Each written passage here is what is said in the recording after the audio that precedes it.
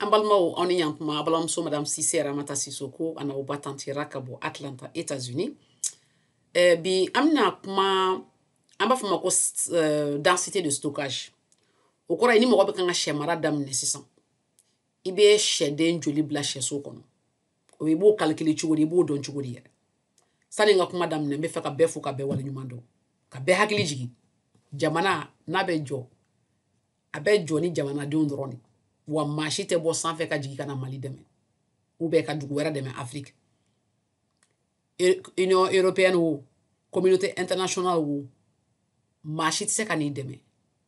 Jamanadenw de buli ka sɛnɛ kɛ u yɛrɛ ye. K'u ka sɛ mara k'a ladumuni ka sɛnɛ kɛ ka sɛgɛn ka wasi ka jamana jɔ. Wa ni jamanadenw fara ɲɔgɔn ka jamana bɛ jɔ fana. Mɔgɔw hakilina bɛ kɛ kelen ye, u dusu bɛ kɛ kelen ye, u fangaw bɛ fara ɲɔgɔn kan. Machi te se ka kɛ kelen. Bɛɛ de bɛ dɔɔni dɔɔni kɛ jamana bɛ se ka jɔ. Mais tabi ka nin fɔ min na parce que dugu si tɛ diɲɛ na min tɛ fa sɛ la diɲɛ na fo Mali ni Afrique dugu damani bɛɛ bɛ fa parce que dumuni kan ka kɛ normal dugukolo bɛ yen tile bɛ yen mɔgɔw fanga bɛ yen fɛn bɛɛ bɛ yen donc a mɔgɔw man ka dɛsɛ mais a bɛ kɛ n'o y'a sɔrɔ dusuw tara ka fara ɲɔgɔn kan hakiliw fara ɲɔgɔn kan donc an b'o kɛlɛ de kɛ sisan jusqu'à ce k'an ka autosuffisance alimentaire sɔrɔ bi mina nin video kɛ pour que aw k'a faamuya mɔgɔ mun fɛ ka sɛ mara kɛ a bɛ daminɛ yɔrɔ jumɛn sɛ den joli kan ka kɛ sɛso kɔnɔ mina kuma poulet de chair de kan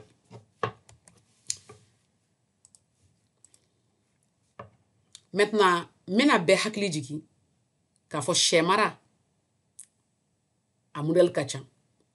dɔw bɛ sɛ mara walasa fan u ka se ka feere fan min den t'a kɔnɔ o fan in de tɔgɔ ko œuf de table an b'o de dun den t'ale fan kɔnɔ parce que ale sɛmuso ye fan da ka sɔrɔ ani sɛ cɛ ma jɛ fan dɔ bɛ yen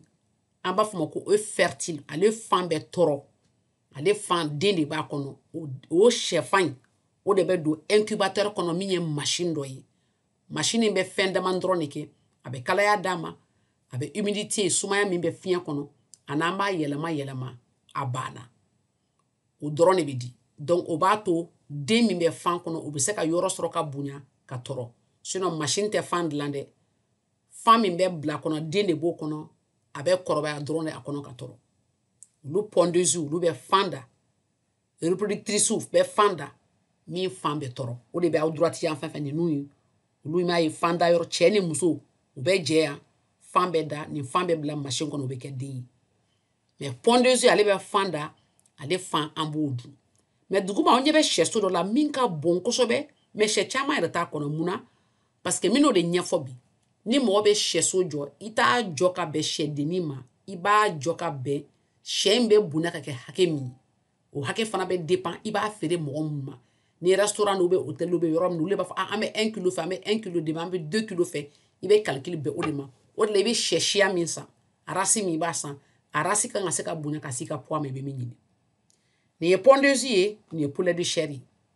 a fila différence an kan k'o dɔn kelen bɛ fan da an bɛ fan min dun œuf de table kelen bɛ fan da an bɛ fan min tɔrɔ o tɔgɔ ko poulet reproducteur donc a b'a faamu pondeuse wo poulet de chair wo a bɛɛ bɛ fan sugu fila de da reproducteur ta n'i y'a fɔra reproducteur dɔrɔn kɔrɔ a bɛ fan de da min bɛna tɔrɔ mais ni fan tɔrɔ la o fan bɛ se ka bonya ka kɛ sɛ muso ye min bɛ fan da an bɛ fan min dun ou bien a fan bɛ se ka tɔrɔ ka kɛ sɛ ye min bɛ kɛ sogo ye an bɛ min dun donc a fila a bɛɛ de bɛ fɔ ko parents olu fana parents grand parents bɛ ani arrière grand parents so bɛ jɔ olu de kama mun de la an bɛ sɛso jɔ fɛn saba kama température humidité ani ventilation o kɔrɔ de di an bɛ sɛ mara so kɔnɔ ka sɛ kɔlɔsi walasa ka température dɔ de d'a ma funteni kana k'a la kojugu sumaya kana k'a la kojugu an bɛ température ta ka bila 30 degrés funteni bɛ kɛ 30 da a bɛ jigin kana fo 20 parce que sɛdennin dɛrɛlama a bɛ ko mɔgɔ dɛrɛlama i b'u bila berceau kɔnɔ k'i datugu k'i fɛn pour que funteni ka don i fari la pour que i kana nɛnɛ ka n'i minɛ parce que denyɛrɛnin ou bien sɛdennin a tɛ se k'a yɛrɛ protéger a tɛ se k'a yɛrɛ kɔlɔsi a tɛ se ka température kɛlɛ a tɛ se k'a yɛrɛ fari chauffer donc tu es obligé k'a bila chauffage la walasa a ka se ka balo ka ɲɛ o de la don fɔlɔ bɛ kɛ 30 degrés mais o 30 degrés bɛ jigin dɔɔni fo ka se 20 ma o kɔrɔbalen bɛ kɛ 20 fo k'u faga tuma min humidité kɔrɔ ye mun ye sumaya ji min bɛ fiɲɛ kɔnɔ parce que ni fiɲɛ jalen kojugu o b'a to sɛ tɛ se ka balo ka ɲɛ parce que a bɛ fanga cɛ k'a bɛ énergie caman kɛ walasa k'a yɛrɛ chauffer ou bien k'a yɛrɛ refroidi k'a yɛrɛ fari bila température normale la o de kama o humidité kan ka kɛ entre 50 et 70%. Machine de bɛ yen min b'o fana lajɛ i b'a bila so kɔnɔ a b'a yir'i la 70%. Ventilation ko fiɲɛ sɛ kan ka kɛ so kɔnɔ fiɲɛ k'a ci ni so datugulen don an bɛ ventilo k'a la ka pâte cooling k'a la walasa ji ka kɛ a ka se ka fiɲɛ ka ji gosi o sumaya ka t'u kan donc fiɲɛ bɛ don ni girage fana don fiɲɛ kan ka tɛmɛ parce que ni fiɲɛ sɛ tɛ fiɲɛ sɔrɔ a tɛ se ka balo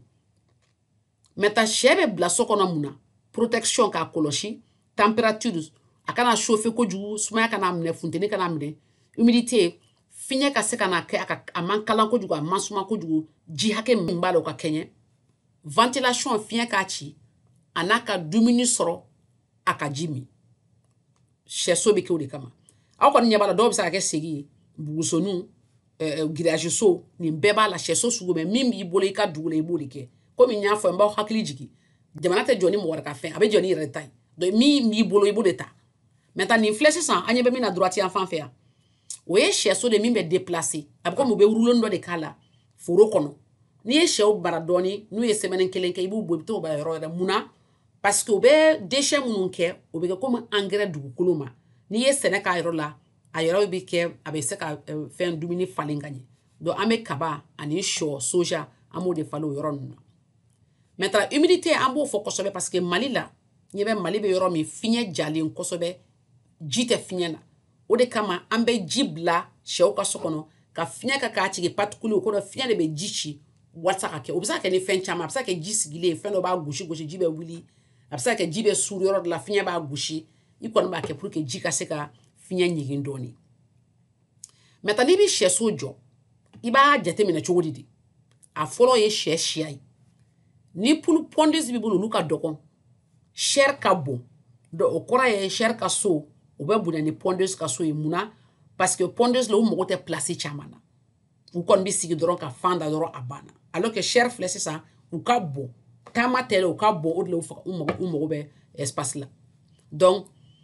a ka performance o kɔrɔ ye de n'i ye sɛ mara sisan compagnie min bɛ sɛ feere ma u b'a f'i ye an ka sɛ bɛ kɛ 2 kilos de an ka sɛ bɛ kɛ 3 kilos de i kan ka o dɔn fɔlɔ sani i ka se ka i ka so jɔ maintenant n'i ye so jɔ i b'a bɛɛ sɛ belebele ma o la hali n'i ye fitininw fana balo i bɛ dɔɔni tigɛ so la dɔrɔn ka rideau dɔ k'a la rideau sugu dɔw bɛ yen a bɛ komi manalama ka so diminer ka bɛn a ma mais quand même i kɔni b'a dɔn i kan k'a kɛ cogo min bon marché ciblé o kɔrɔ de n'i y'a jateminɛ n'i bɛ kan ka sɛ kɛ mara n'i y'a jateminɛ i bɛ kan ka sɛ mara i b'a mara fɛn dɔ de kama i b'a feere dɔ de ma i b'a feere yɔrɔ min ani maa min o de b'a f'i ye an bɛ fɛ ka kɛ tan an tɛ fɛ ka kɛ tan donc i bɛ sɛ fana so jateminɛ est-ce que n b'a kɛ 2 kilos ou bien 4 kilos mɔgɔ minnu b'a san bolo olu k'o di espace d'alimentation n'i bɛ kan ka sɛso jateminɛ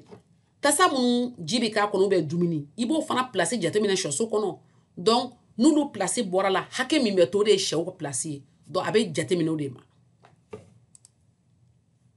maintenant an bɛna kuma sisan i bɛ sɛ hakɛ joli bila so kɔnɔ ok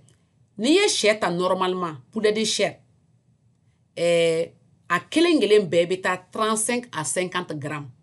bon anw bɛ baara kɛ ni caman min ye 43 45 grammes a bɛ dépend race la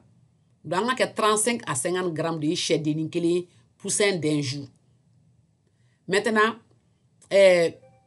donc a moyenne ye 40 grammes ye gramme 40 o gramme 40 n'i y'a ta k'i b'a bila espace la ale sɛdennin den 50 o bɛ se ka kɛ mètre carré kelen kɔnɔ n bɛna dessin yɔrɔ la sɔɔni mètre carré kelen sɛdennin 50 donc mais n'u bonyana ni sɛ yɛrɛ bonyana komi n'i y'a jateminɛ n'i ko par exemple sɛden 50 mètre carré kelen ni sɛ bonyana i b'a fɔ cogo di don donc sisan an minnu bɛ recherche kɛ a domaine na an bɛ taa par kilogramme de an b'a fɔ par exemple 50 kg par mètre carré donc i b'a fɔ i b'o dɔn cogo di i b'a jateminɛ sɛ hakɛ la dɔrɔn ni sɛ kelen kelen bɛ ye kilo kelen ye o kɔrɔ ye sɛ 50 de bɛ taa mètre carré kelen na mais ni sɛ kelen kelen bɛ ye kilo 2 ye o kɔrɔ ye sɛ 25 de bɛ taa espace mètre carré kelen na donc sɛ hakɛ tɛ calculer tuguni kilo de bɛ calculer o la a ma se k'a fɔ sɛ hakɛ min don i b'a fɔ dɔrɔn kilo min don i yɛrɛ bɛ jateminɛ sɛw kilo ye joli ye i bɛ espace jate minnu la o kɔrɔ ye n'i bɛ fɛ ka sɛ mara ka bɛn kilo 3 ma sisan i bɛ fɛ ka sɛ 100 mara i b'a calculer dɔrɔn k'a fɔ sɛ 50 o 50 kilo 50 o 50 o ye mètre carré kelen donc n'i bɛ fɛ ka sɛ mara ka to kilo 2 ou bien kilo 4 ma ni kilo 2 don o kɔrɔ ye sɛ 25 o bɛ kɛ kilo 50 ye ni kilo saba fana do i b'a calculer ten donc i bɛ kilo de jate minɛ o la calcul tɛ ɲagami i kunkolo la maintenant an b'o fana fɔ min na parce que n'i y'a jateminɛ sɛso kɔnɔ poulet de chair ninnu tɛ yaala kosɛbɛ u b'u sigi 75 à 90% du temps assis et couché kɔrɔ ye u ka waati mɛn u b'a kɛ so kɔnɔ u sigilen bɛ u dalen don u bɛ dumuni kɛ dɔrɔn k'u da donc u tɛ yaala kosɛbɛ kosɛbɛ o de la an mago tɛ espace caman na o de la an b'a bɛn u yɛrɛ ma ten dɔrɔn o kɔnɔna na n'i ye sɛ ta ka m'a don fɔlɔ f'a laban chaque jour a bɛ se ka 18 grammes 20 grammes ɲɔgɔn na fo ka taa 100 grammes don o don a b'o fara a yɛrɛ kan a bɛ dépend âge la don fɔlɔ ninnu na i b'a sɔrɔ gramme fitinin bɛ fara kan plus a bɛ taa gramme caman bɛ fara kan donc i yɛrɛ b'a dɔn so quantité a dimension ye min ye a kan ka bɛn a bɛ bonya ka se min ma mais a fitiniman tɛ dɛ mais a bɛ bonya ka se min ma o de la o denyɛrɛnilama i b'u jate u bɛ ta k'u bila yɔrɔ dɔ la dɔrɔn an b'a fɔ min ma pour que u ka so ka komi u bɛ denyɛrɛninya kɛ yɔrɔ min quoi ka temps dɔ pase yen n'u fɔla ka bonya i bɛ sɔrɔ ka espace dayɛlɛ u ye a bɛ komi i bɛ so bloqué dɔɔnin pour que u kana taa yɔrɔ bɛɛ ta parce que n'u ye yɔrɔ bɛɛ ta a bɛ température tɛ se ka fɛn a bɛ komi n'i ye den ta k'a bila liba kɔnɔ i b'a bila berceau de kɔnɔ fɔlɔ yɔrɔ fitinin dɔ la n'a bonyana a bɛ sɔrɔ ka taa liba kan i b'a kɛ ten la même chose quoi maintenant n'i y'a lagɛ sisan i m'a ye nin ye 1 mètre nin ye 1 mètre donc 1 mètre multiplié par 1 mètre égale 1 mètre carré bon 1 mètre carré kɔnɔ sisan i bɛ se ka sɛdiden 30 ka taa 50 bila o 1 mètre carré kɔnɔ parce que ji ni dumuni ani chauffage yɔrɔ sɛso kɔnɔ olu fana bɛ espace de ta donc nin chauffage n'o y'a sɔrɔ e ka chauffage ye chauffage belebeleba ye yɔrɔ sɛdenninw tɛ sigi a kɔrɔ parce que a chauffelen don kojugu donc o bɛ bɔ so place la déjà donc o bɛɛ de bɛ jateminɛ k'a fɔ est ce que n bɛ sɛ 30 ou bien 50 de ta mais nin bɛɛ de kan ka jateminɛ kunna n'i ye sɛso jateminɛ sɛdenw ka position a b'a yir'i la k'a fɔ ni a ka ɲi ou bien a man ɲi n'u kolonkolonne ɲɔgɔn kan kojugu bɛ n'u espacelen ɲɔgɔn kan kojugu o man ɲi parce que ni espace ba b'u ni ɲɔgɔn cɛ i bɛ place de tiɲɛ fu ten n'u koronna ɲɔgɔn kan kojugu fana u bɛ sa donc i bɛ jateminɛ de kɛ sɛ 30 ka taa 50 la généralement an b'o de fɔ ka 1 mètre carré la donc ça veut dire que anw ka dugu la comme Mali par exemple funteni ni fɛnw bɛ yen 30 à 40 an tɛ fɛ ka tɛmɛ o kan parce que 50 ka ca o bɛ kɛ nɛnɛma yɔrɔw la o de la an bɛ moyen ta comme 40 donc an bɛ sɛdennin ta comme 40 grammes moyen k'a fɔ fana sɛ 40 poussin o de bɛ kɛ par mètre carré donc o b'a nɔgɔya i bolo 40 ka nɔgɔ ka i hakili t'o la quoi o kɔrɔ ye n'an ye 2 mètres ta longueur ni 2 mètres largeur o bɛ kɛ 4 mètres carré de o 4 mètres carré n'a cayara o ka caya o ye 200 poussin poussin den 200 toujours an b'a ta 30 à 40 kg par mètre carré munna parce que funteni bɛ dugu Mali la ni nɛnɛma yɔrɔ don an bɛ taa fo jusqu'à 5 voilà donc ne tun bɛ fɛ ka min fɔ n'a bɛ jɔ ni baara dɔrɔn de solution foyi t'a la donc n'an bɛna sɛ mara k'an k'an jija sɛso jɔli a bɛ dépend n bɛ sɛ hakɛ min mara a bɛ dépend a sɛ hakɛ bɛ bonya ka kɛ min ye a bɛ dépend n b'a feere mɔgɔ min ma olu bɛ sɛ sugu min fɛ donc n'i y'a jateminɛ n'i bɛ fɛ ka sɛ 100 de mara ou bien sɛ 500 ou bien sɛ 1000 i b'a jateminɛ kilogramme 30 kg ka taa 40 kg na o bɛ bɛn mètre carré ma ni 2 kg de ye sɛw ye o ye sɛ den 20 par mètre carré donc o bɛ calcul nɔgɔya i bolo la i tɛ miiri kosɛbɛ donc j'espère que nin bɛ ka aw dɛmɛ dɔɔni an k'an jija an bɛ faso in baara voilà donc a k'an bɛɛ sen wɛrɛ